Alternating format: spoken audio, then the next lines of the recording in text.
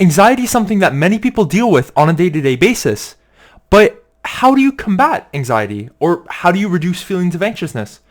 Well, today I'm hoping to help you guys out. And yeah, let's just get straight into it. So, the first tip is if you're anxious about something, right? Think about whether you are able to change it or not, right? Whether you have an impact in the situation that you're in or not. So for example, if someone's doing YouTube videos, right?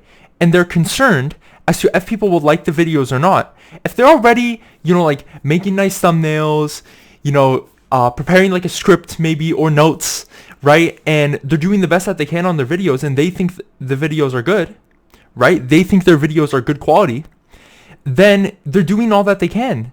And then they shouldn't be too worried over whether people like their videos or not, because they're already doing all they can.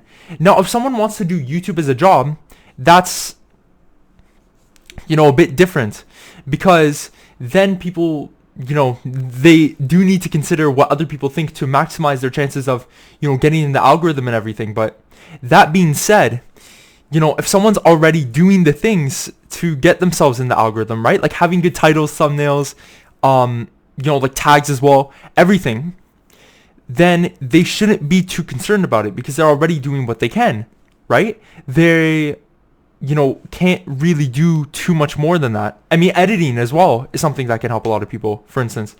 So what you can't control, don't obsess over it, right? And if you can control something, that should be what you invest your energy into. So that's tip number 1. Tip number 2 is focus on where you are now and don't look too far into the future. So what I notice what people do sometimes, right, is they're like, oh, I wonder where I'm going to be a year from now, right? Or, for example, with like choosing careers, right? Like people feel like they need to choose like a very specific career path and they need to, bust their butt for like super good grades to choose a very specific career path instead of like, doing what they want to do or something like that, right? And they're fearful of what's going to happen later on, right? And maybe the grades example isn't good because if someone does want to, do something such as like be a doctor, right?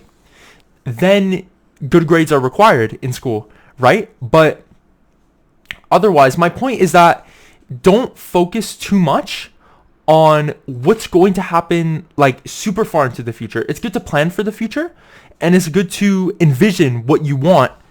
But ultimately, if you're already doing what you can now to help yourself later, right? You don't need to live in the future. You need to live in the present. And that's something that you guys might hear a lot, like live in the moment, right? And for a while myself, I thought it was like, I don't want to say like a wishy-washy statement, but I didn't really know what it meant, right? But now I realize, because it's like you're not, how do I say this? Like, don't be concerned over what's going on in the future, right? But prepare now to help yourself in the future without actually like living there. Like, don't already act as if, your future problems are your problems now, right? But instead you can prepare now. Like, for example, again, like let me use the example of a YouTube channel. If someone wants to do a YouTube channel, if someone's consistently uploading videos and trying to make their videos better, that's what they can do now to help themselves later, right? In the future. And, once people do what they need to do, right? They just need to be patient and they shouldn't be so concerned over what's going to happen like later on, but they should just try to focus on what they can do now, right? Like their current issues rather than their future issues. Again, planning for the future is good, but obsessing over it definitely contributes to anxiety. So be careful when you do that. Really be careful and try not to think about the future as much. That's my second tip. So my final tip is don't talk yourself down. Now, a lot of people... Oh, shoot, there's a pop-up on my screen. Sorry. Now, a lot of people who have anxiety, right?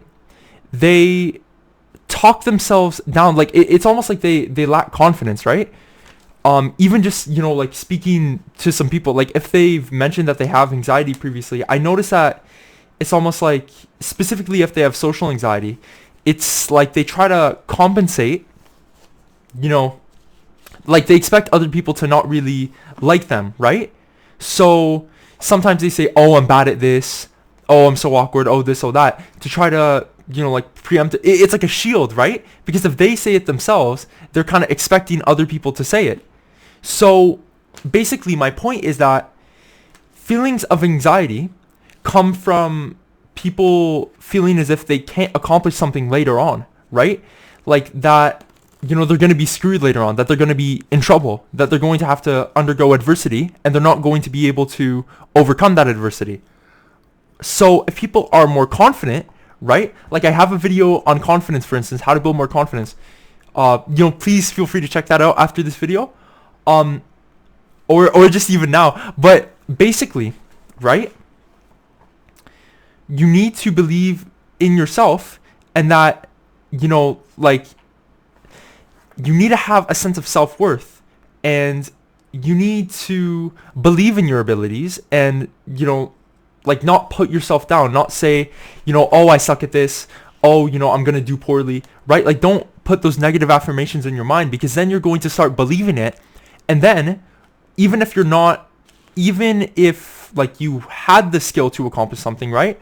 Like let's say you're playing a basketball game and you feel like you're going to choke in the game, right? Like you're going to miss every shot, and then, you know, like your teammates are going to clown you or something, or the other people on the enemy team, I was thinking of a video game, and the people on the opposing team are going to like make fun of you.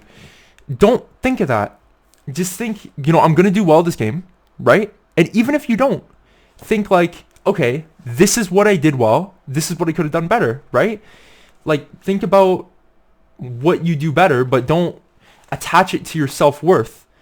And once you do that, it's like you feel like you won't be as worried with the outcome, because it's not as attached to your self-worth. So instead of saying, you know, oh, I suck because I played this, like I played like this, I disappointed my whole team, say instead, okay, I did this well, next time I'm going to try to do this, this, and this, and I'm able to improve, right?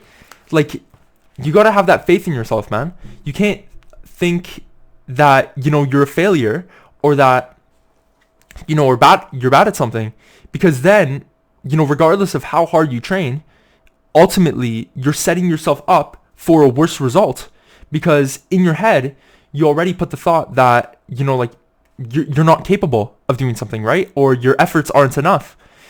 So yeah, man, you have to believe in yourself. And I know that's a very common statement. Some of you may even think it's overused, but it's facts. It's true. That's why people say it. You know, you have to bet on yourself, and you have to have faith in yourself before others can have faith in you.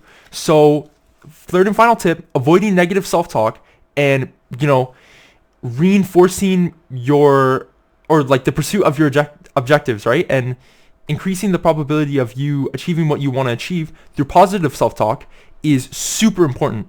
But yeah, guys, that's been the video. I love you all. We evolve together. Stay healthy, stay safe, stay awesome. You know, if you want to help a homie out, please feel free to check out my other videos. You know, subscribe, turn the notification bell on. The notification bell is right next to the subscribe button. It should be like on. It's kind of like a Taco Bell, right? That's why it's called Taco Bell. You know, it's like, and it's supposed to be like colored in instead of being hollow and like ringing, right? Or like with the squiggles to the side. But yeah, man, no, I love to do these videos. Please leave in the comments, you know, whichever videos you guys want to see next. And yeah, man, I'm out. Thank you so much for watching. I love you all, and peace. Thank you.